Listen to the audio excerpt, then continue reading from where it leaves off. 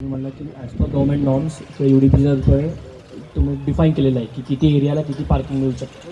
Suppose जर extra parking मिळायला पाहिजे असेल तर ते विकत घ्यावं लागतं का ते FSI कॅल्क्युलेशन्समध्ये बसतं? पार्किंग अदरवाईज नियमामध्ये फ्री ऑफ FSI असतं, पण कॉर्पोरेशनने नियमच असे केलेत स्पेसिफिकली TOD झोनसाठी आवश्यकतेपेक्षा जास्ती जर तुम्ही पार्किंग बनवलं तर ते FSI मध्ये धरायचं. मग FSIची कॉस्ट, त्याची डेव्हलपमेंटची कॉस्ट, कन्स्ट्रक्शनची कॉस्ट अशी सगळी गोळाबेरीज बिल्डर तुमच्याकडनं पैसे घेतल्याशिवाय तुम्हाला ते पार्किंग देत नसतं.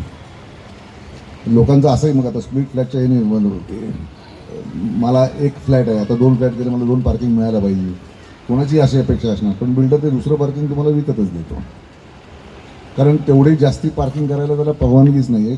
TOD झोनमध्ये लक्षात घ्या, सरकारला अशी अपेक्षा आहे तुम्ही गाड्या कमीत कमी द्याव्यात आणि जास्तीत जास्त मेट्रो वापरावे. जर हा प्लॉट TOD झोनमध्ये नसता आणि याला पार्किंगची रिक्वायरमेंट 100 असती, तर आता हा TOD झोन असल्यामुळे याला पार्किंगची रिक्वायरमेंट फक्त 50 असणार आहे. TOD झोनमध्ये हे एक लक्षात घ्यायला पाहिजे की लोकांनी घरटी 2-3 गाड्या घेऊ नयेत अशी सरकारची अपेक्षा आहे. त्याच्यावरती काय लोकांनी निर्णय घ्यायचा तो ज्या त्या सोसायटीचा आणि सभासदांचा प्रश्न आहे. आर्किटेक्ट आणि बिल्डर नियमाच्या बाहेर तर जाऊ शकणार नाही. जो ॲडिशनल जर पार्किंग स्पेस लागत असेल तर ती परचेस करावी लागेल, अर्थात तो तुमच्या FSIमधनं ती कॅल्क्युलेट होईल आणि त्याप्रमाणेच ते होईल. हां, तर तो बिल्डर तो कॉल घेतो, जो काही बिल्डर तुमचा सिलेक्ट होईल तो त्यावेळेला 1 to 1 डिस्कस करून निर्णय देतो. असे किती जण एक्स्ट्रा पार्किंग मागतात. मुंबईला असा नियम आहे की तुम्हाला गाडी घ्यायची असेल किंवा पार्किंग घ्यायचं असेल तर गाडीचे पेपर पण द्यायला लागतात. नुसतं माझा फ्लॅट आहे म्हणून मला 2 पार्किंग पाहिजे असं करू नये लोकांनी म्हणून. हो, एका फ्लॅटला एक पार्किंग द्यायचं तर तसं काही नाही. नियमाप्रमाणे जायचं झालं तर कमी क्षेत्रफळाचे 2 फ्लॅट किंवा 3 फ्लॅट मिळून एक पार्किंग असं आहे. जरा मोठा झाला की 2 फ्लॅट मिळून एक पार्किंग, त्याच्यापेक्षा मोठा झाला तर पर फ्लॅट वर, आणि एकदमच मोठा झाला 3 बेडरूम 4 बेडरूम तर एका फ्लॅटला 2 पार्किंग नियमाने मिळू शकतात. पण TOD झोनमध्ये हे सगळे पॅरामीटर्स नेमले गेलेले आहेत. आणि उद्या आपला हा बिल्डर सिलेक्ट होऊन सबमिशन करेल मंजुरीसाठी, तोपर्यंत अजून काही सरकारने नियम बदलले तर ते आपल्याला ॲप्लिकेबल होतील. ते आम्ही कन्सल्टंट काय आणि आता कुठलं आता इथेही कोणी बिल्डर असतं तो आताही काही कमिटमेंट देऊ शकतो. पार्किंगचे नियम भयंकर धोकादायक आहे. शेवटचा प्रश्न की त्यांची बिझनेस हिस्ट्री, फायनान्शियल हिस्ट्री जे म्हणतो आपण की 100 करोड पण वाढू शकतो, पण प्रायव्हेट लिमिटेड कन्स्ट्रक्शन्स आणि पब्लिक लिमिटेडमध्ये कुठलं प्रिफर करावं? टाटा आपलं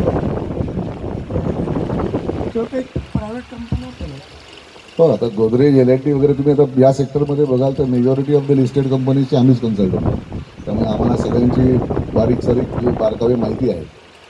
आणि आमच्या कंपनीमध्ये all services under one roof असल्यामुळे चार्टर्ड अकाउंटंट, कंपनी सेक्रेटरी वगैरे हे असल्या सगळं असल्यामुळे सगळ्यांची फायनान्शियल चेक करणं काही फारसं अवघड नाही. आणि आम्ही त्यांच्याकडनं चार्टर्ड अकाउंटंटचे सर्टिफाईड फायनान्शियल्स मागवून घेतो. हे सुद्धा फक्त शेवटच्या लोकांचं काय म्हणणं असतं सर्व सोसायट्यांचं की प्रत्येकाचे सगळे पेपर मागून घ्या, लोक देत नाही. जे फायनल 3 राहतील त्यांच्याकडनं ते मागावं असं आम्हाला वाटतं. तुम्ही जर इन्सिस्ट केलं की 10-15 जणांनी टेंडर दिले, 15 जणांनी सगळे फायनान्शियल दिले पाहिजेत, लोक देत नाहीत आणि आपण मागणं सुद्धा चुकीचं आहे. आपण जर 3 बिल्डरचे टेंडर ओपन केले आणि एखाद्या बिल्डरला हा प्रोजेक्ट जर पाहिजे असेल तर त्याच्यामध्ये त्यांनी जर काय एक्सटेन्शन करून देत असेल तर तो त्यावेळी करू शकतो का? शेवटच्या 3च्या ह्याच्यावर एक्सटेन्शन म्हणजे वाढून शेवटचे 3 फायनलिस्ट ठरवण्यापूर्वीच आपण त्यांना नो रिग्रेट ऑफर द्यावी म्हणून असं कळवलेलं असतं. त्यामध्ये ज्यांनी त्यांनी काही हातचं राखून ठेवलेले असेल पहिल्या काही ह्याच्यामध्ये काय 2-3% काय वाढवायचं असेल तर वाढवलेले असते. आणि मग त्या फायनल 3मध्ये जी काही स्पर्धा असते ही गुणात्मक व्हावी, म्हणजे मला प्रोजेक्ट मिळवण्याच्या दृष्टीने काही वाटेल ते द्यावं, मूळ लावून द्यायचं आणि काम आणायचं असं काही ते करू नये असं अपेक्षित असतं. त्यामुळे नो रिग्रेट ऑफर नंतर आपण परत त्यांना त्या स्टेजला काही वाढवायला परत चान्स देत नाही. त्याच्या अगोदरच ते सगळं झालेलं असतं. बरोबर.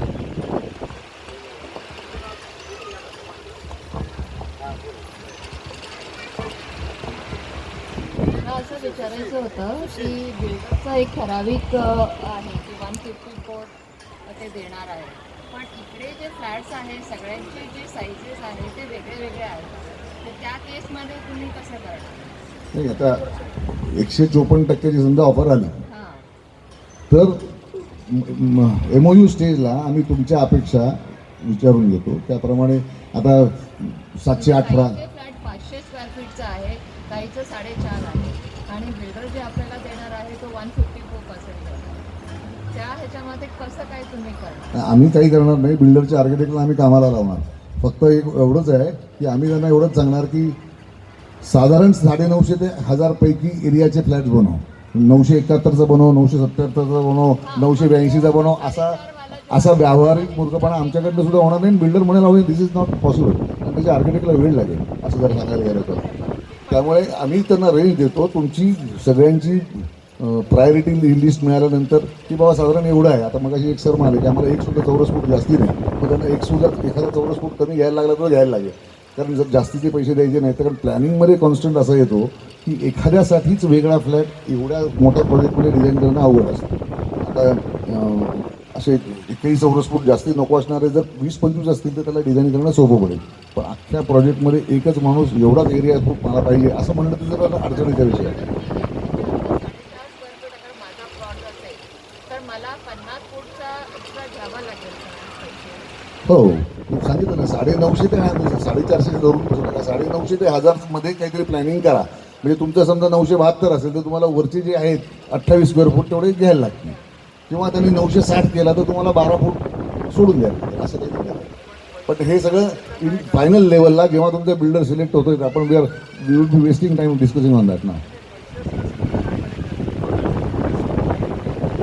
अहो पैसे नसतील तर बिल्डर तुम्हाला तेवढी एरिया जी असेल ना तेवढी माफ करून टाकेल. काही काळजी करू नका. तुम्ही काळजीच करू नका. बिल्डरला प्रोजेक्ट पाहिजे असतं त्यामुळे थोडंफार कॉम्प्रोमाइज तो करतो. Don't worry sir.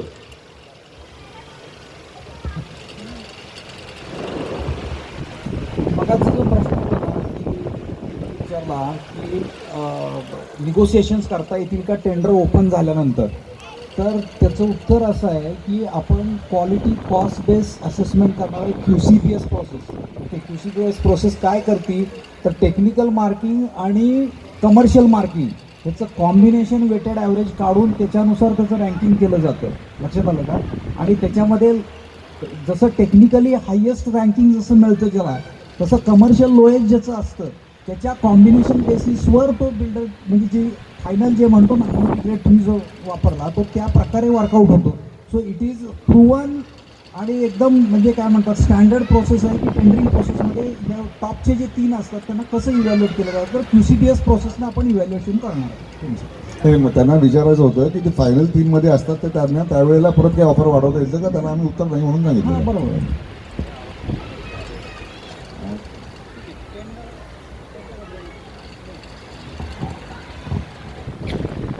या ठिकाणी आता प्रश्न झाले असतील तर टेंडरवरती आपण एक 5-10 मिनिटं फक्त डिस्कशन करतो आणि नंतर आपण कन्क्लूड करू मीटिंग. फक्त टेंडरमध्ये टेंडर 100